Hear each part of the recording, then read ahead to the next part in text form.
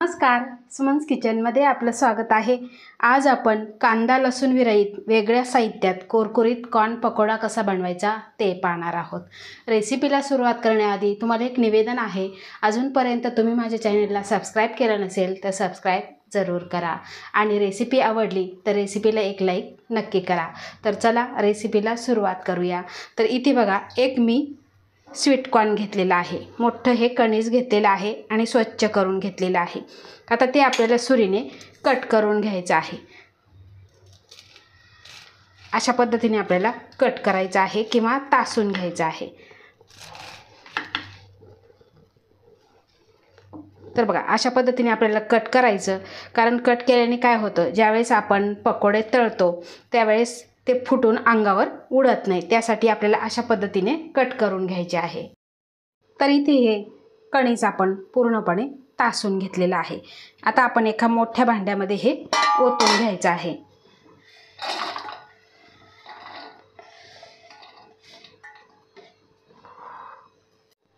आता इथे मी खलबत्ता घेतलेला आहे आणि त्यामध्ये आपल्याला घालायचे आहे 2 हिरव्या मिरच्या। आता तिखट तुमच्या आवडीप्रमाणे घालायचं आहे आणि त्यानंतर यामध्ये घालायचं आहे 1 इंच आलं। आता हे आपण थोडंसं जाडसर कुटून घ्यायचं आहे। तर असं जाडसर कुटून घेतल्यानंतर यामध्ये आपल्याला घालायचं आहे पाव कप कच्चे शेंगदाणे। आपण इथे लसूण किंवा कांदा हे वापरणार नाही, त्यासाठी इथे आपण शेंगदाणे घेतलेले आहे। कच्चे घ्यायचे, कारण आपण तळताना हे खमंग खरपूसाचे तळले जातात आणि आपल्याला जाडसर कुटून घ्यायचे आहे। तर आपण शेंगदाणे, हिरवी मिरची आणि आलं अशा पद्धतीने कुटून घेतलेलं आहे। त्यानंतर आपल्याला यामध्ये जे आपण स्वीट कॉर्न कट करून घेतलेलं त्यामध्ये आपल्याला मिक्स करून घ्यायचं आहे। आता त्यानंतर यामध्ये घालायचं आहे आपल्याला पाव चमचा हळद, अर्धा चमचा जिरं, पाव चमचा इथे काश्मीरी लाल तिखट घेतलेलं आहे, त्यानंतर चवीपुरतं मीठ आणि भरपूर सारी कोथिंबीर घेतलेली आहे। आता हे सगळं आपल्याला मिक्स करून घ्यायचं आहे। आपण यामध्ये मीठ घातलं त्यामुळे याच्यात पाणी भरपूर प्रमाणामध्ये सुटलं जातं।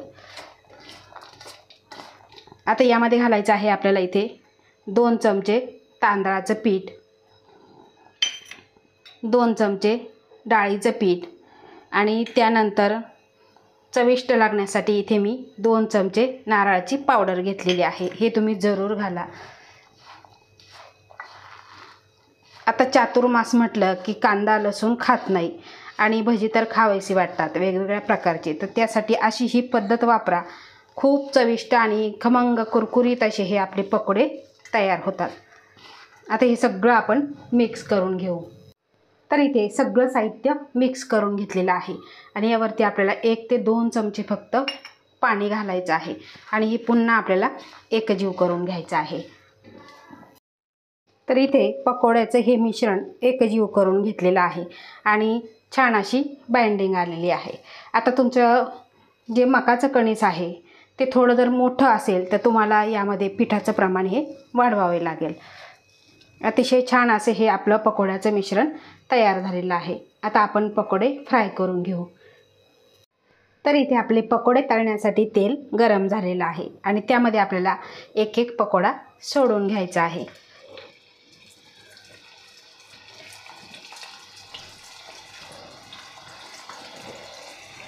आणि आपल्याला खमंग खरपूस असा सोनेरी रंगावर उलटपलट करून तळून घ्यायचा आहे। तर इथे आपण मीडियम गॅसवर उलटपलट करून सोनेरी रंगावर फ्राय करून घेतलेला आहे किंवा तळून घेतलेला आहे। अतिशय कुरकुरीत झालेला आहे, तुम्ही इथे बघू शकता। आणि गॅसची फ्लेम आपल्याला मीडियम ठेवायची, म्हणजे आतपर्यंत छान असं हे शिजल्या जातं आणि तळल्याही जातं। आता अशा पद्धतीने आपण बाकीचे राहिलेले सुद्धा तळून घेऊ। तर इथे आपले कांदा लसूण विरहित वेगळ्या साहित्यामध्ये कुरकुरीत कॉर्न पकोडे खाण्यासाठी तयार झालेले आहे। यामध्ये आपण शेंगदाणे घातलेले आहे आणि ते सुद्धा खमंग खरपूस असे तळून निघालेले आहे। अतिशय सुंदर आणि कुरकुरीत असे हे पकोडे तयार झालेले आहे। आता तुम्ही मुलांना मधल्या भुकेच्या वेळेस बनवून देऊ शकता किंवा ज्यावेळेस मुलांची बड्डे पार्टी असेल त्यावेळेस तुम्ही स्टार्टर म्हणून सुद्धा हे बनवू शकता. खूप चविष्ट लागतात. आणि आता पावसाळा आहे, पावसाळ्यामध्ये भरपूर असे स्वीटकॉर्न बाजारामध्ये यायला लागलेले आहे. तर अशा ह्या सोप्या पद्धतीने तुम्ही स्वीटकॉर्न पकोडा तुम्ही जरूर करून बघा आणि तुमचा अभिप्राय मला कमेंटद्वारे नक्की कळवा. आवडल्यास लाईक करा, शेअर करा, सबस्क्राईब करा आणि बाजूचं बेल आयकॉन बटन प्रेस करा. धन्यवाद.